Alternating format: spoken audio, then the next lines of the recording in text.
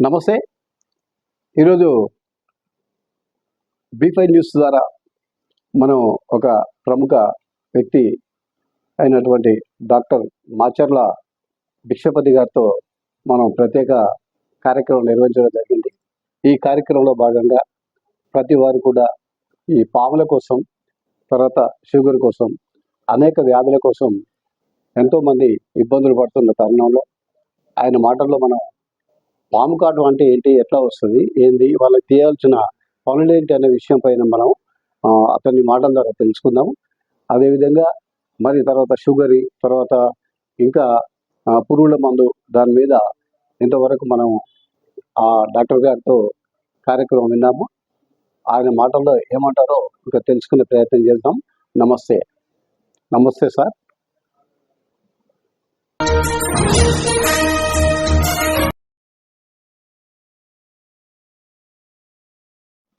నమస్తే. ఈరోజు బీ5 న్యూస్ ద్వారా మనం ఒక ప్రముఖ వ్యక్తి అయినటువంటి డాక్టర్ మాచర్ల భిక్షపతి గారితో మనం ప్రత్యేక కార్యక్రమం నిర్వహించడం జరిగింది. ఈ కార్యక్రమంలో భాగంగా ప్రతి వారు కూడా ఈ పాముల కోసం, తర్వాత షుగర్ కోసం, అనేక వ్యాధుల కోసం ఎంతోమంది ఇబ్బందులు పడుతున్న తరుణంలో ఆయన మాటల్లో మనం పాము కాటు అంటే ఏంటి, ఎట్లా వస్తుంది, ఏంది, వాళ్ళకి తీయాల్సిన పనులేంటి అనే విషయం పైన మనం అతని మాటల ద్వారా తెలుసుకుందాము. అదేవిధంగా మరి తర్వాత షుగర్, తర్వాత ఇంకా పురుగుల మందు, దాని మీద ఇంతవరకు మనం ఆ డాక్టర్ గారితో కార్యక్రమం విన్నాము. ఆయన మాటల్లో ఏమంటారో ఇంకా తెలుసుకునే ప్రయత్నం చేద్దాం. నమస్తే.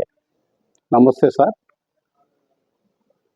To B5 channel and their administration to take out some time and to interact with me and to they gave a good opportunity to interact with you all. I hope this message will reach entire Telangana, and in fact if it is essential it will reach to Andhra and else other states also.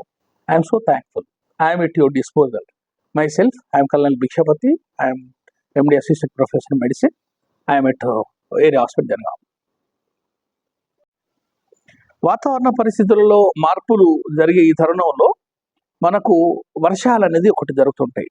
వర్షాలు రావటం వల్ల water bodies, దాంతో మనకు చెట్లు bushes పెరుగుతూ ఉంటాయి. ఈ రెండింటి వల్ల వాటర్ స్టాగ్నేషను, వాతావరణంలో ఒక యాంబియంట్ టెంపరేచర్ అంటాం మనం. యాంబియంట్ టెంపరేచర్ ఉండడం వల్ల చెట్లు పొదలు పెరగటం వల్ల మనకు కొన్ని ఇన్ఫెక్షన్స్ కూడా వచ్చేటువంటి అవకాశం ఉంది. ఒకప్పుడు వాటర్ను మనం చెర్ల నుండి, సెలవుల నుంచి తీసుకుంటున్నాం కనుక అప్పుడు గ్యాస్ట్రోఎంటరైటిస్ వచ్చేది, పస్కల్ వచ్చేది, టైఫాయిడ్ వచ్చేది. ఇప్పుడు అటువంటిది ఇప్పుడు లేదు. ఏమొస్తుందంటే డెంగ్యూ వస్తున్నది. దోమకాటు, ఈడిస్ ఈజిప్టి అనేది ఒక డెంగ్యూ వైరస్. అది ఒక దోమ. ఈడిస్ ఈజిప్టి అనేది ఒక దోమ. ఆ దోమ నుండి మనకు డెంగ్యూ అనేది వస్తుంటుంది. అది కుట్టడం వల్ల సాయంకాల సమయంలో కుడుతుంటుంది. ఇది ఎక్కడ వస్తుంది? ఈ దోమ ఎక్కడ ఉంటుంది అంటే మనకు ఎక్కడైతే వాటర్ స్టాగ్నెట్ అయి ఉంటుందో, మన ఇంట్లో గమలాలు ఉంటాయి. మనం బాగా గమలాలు పెంచుకునే అలవాటు కూడా వచ్చింది. ఆ గమలాలల్లా, కొబ్బరి బోండాలల్లా, తాగేసి పడేసినట్టు కొబ్బరి బోండాలల్లా, మనం తాగేసి పడేసినట్టు సీసాలల్లా, తర్వాత వాడి పడేసినటువంటి టైర్లల్లా, లీటర్ ఎక్కడైతే వాటర్ ఉంటుందో వాటిలలో ఈ దోమలు ఉండే అవకాశం ఉంది మనకు.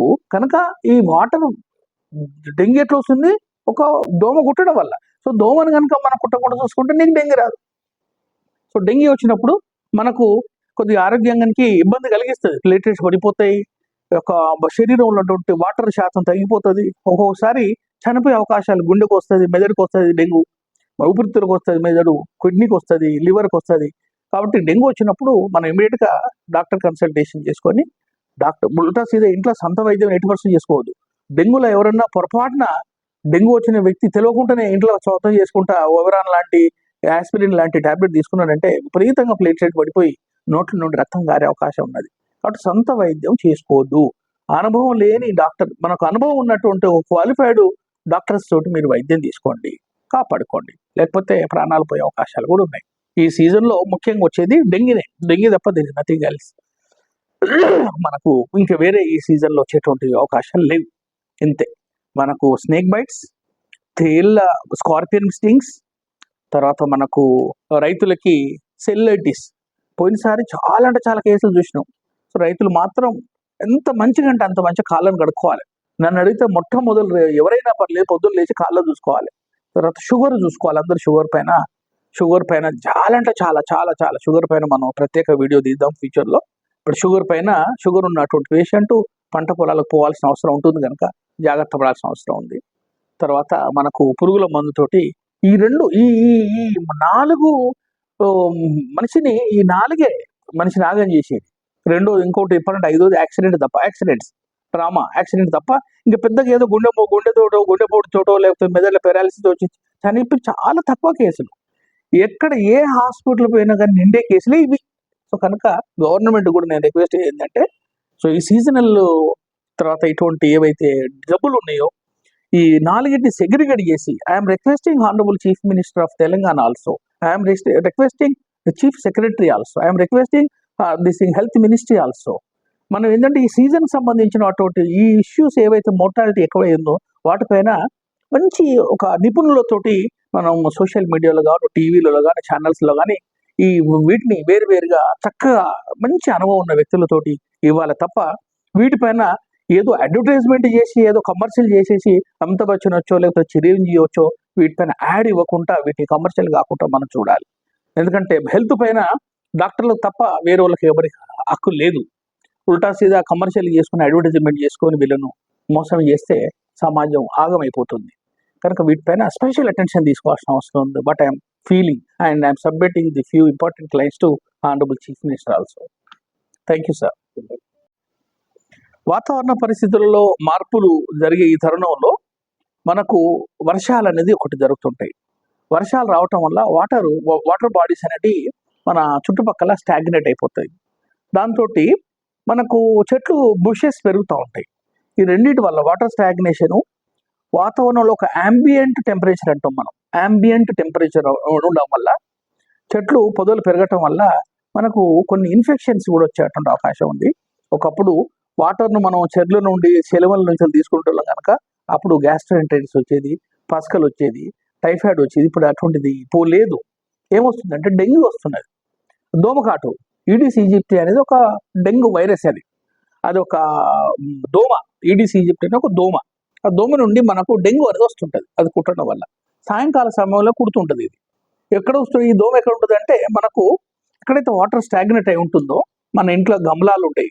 మనం బాగా గమలాలు పెంచుకునే అలవాటు కూడా వచ్చింది. ఆ గమలాలల్లా కొబ్బరి బోండాలల్లా తాగేసి పడేసినట్టు కొబ్బరి బోండాలల్లా మనం తాగేసి పడేసినట్టు సీసాలల్లా తర్వాత వాడి పడేసినటువంటి టైర్లల్లా లీటర్ ఎక్కడైతే వాటర్ ఉంటుందో వాటిలలో ఈ దోమలు ఉండే అవకాశం ఉంది మనకు. కనుక ఈ వాటర్ డెంగ్యూ ఎట్లా వస్తుంది? ఒక దోమ కుట్టడం వల్ల. సో దోమను కనుక మనం కుట్టకుండా చూసుకుంటే నీకు డెంగ్యూ రాదు. సో డెంగ్యూ వచ్చినప్పుడు మనకు కొద్దిగా ఆరోగ్యానికి ఇబ్బంది కలిగిస్తుంది. ప్లేటెట్స్ పడిపోతాయి, యొక్క శరీరంలో ఉన్నటువంటి వాటర్ శాతం తగ్గిపోతుంది. ఒక్కొక్కసారి చనిపోయే అవకాశాలు, గుండెకు వస్తుంది, మెదడుకు వస్తుంది డెంగ్యూ, ఊపిరితిత్తులకు వస్తుంది, మెదడు కిడ్నీకి వస్తుంది, లివర్కి వస్తుంది. కాబట్టి డెంగ్యూ వచ్చినప్పుడు మనం ఇమీడియట్గా డాక్టర్ కన్సల్టేషన్ చేసుకొని ఉల్టా సీదా ఇంట్లో సొంత వైద్యం 80% చేసుకోవద్దు. డెంగ్యూలో ఎవరన్నా పొరపాటున డెంగ్యూ వచ్చిన వ్యక్తి తెలియకుండానే ఇంట్లో సొంతం చేసుకుంటా ఓవరాన్ లాంటి యాస్పిరిన్ లాంటి టాబ్లెట్ తీసుకున్నాడంటే విపరీతంగా ప్లేట్లెట్ పడిపోయి నోట్ల నుండి రక్తం గారే అవకాశం ఉన్నది. కాబట్టి సొంత వైద్యం చేసుకోవద్దు. అనుభవం లేని డాక్టర్, మనకు అనుభవం ఉన్నటువంటి క్వాలిఫైడ్ డాక్టర్స్ తోటి మీరు వైద్యం తీసుకోండి, కాపాడుకోండి. లేకపోతే ప్రాణాలు పోయే అవకాశాలు కూడా ఉన్నాయి. ఈ సీజన్లో ముఖ్యంగా వచ్చేది డెంగ్యూ తప్ప దిస్ నథింగ్ ఎల్స్. మనకు ఇంకా వేరే ఈ సీజన్లో వచ్చేటువంటి అవకాశాలు లేవు. ఇంతే. మనకు snake bytes, Tella scorpion stings, తర్వాత మనకు రైతులకి సెల్లైటిస్ పోయినసారి చాలా అంటే చాలా కేసులు చూసినాం. సో రైతులు మాత్రం ఎంత మంచిగా అంటే అంత మంచిగా కాళ్ళను కడుక్కోవాలి. నన్ను అడిగితే మొట్టమొదలు ఎవరైనా పర్లేదు పొద్దున్న లేచి కాళ్ళ చూసుకోవాలి. తర్వాత షుగర్ చూసుకోవాలి. అందరు షుగర్ పైన చాలా అంటే చాలా చాలా చాలా షుగర్ పైన మనం ప్రత్యేక వీడియో తీద్దాం ఫ్యూచర్లో. ఇప్పుడు షుగర్ ఉన్నటువంటి పేషెంట్ పంట పొలాలకు పోవాల్సిన అవసరం ఉంటుంది కనుక జాగ్రత్త పడాల్సిన అవసరం ఉంది.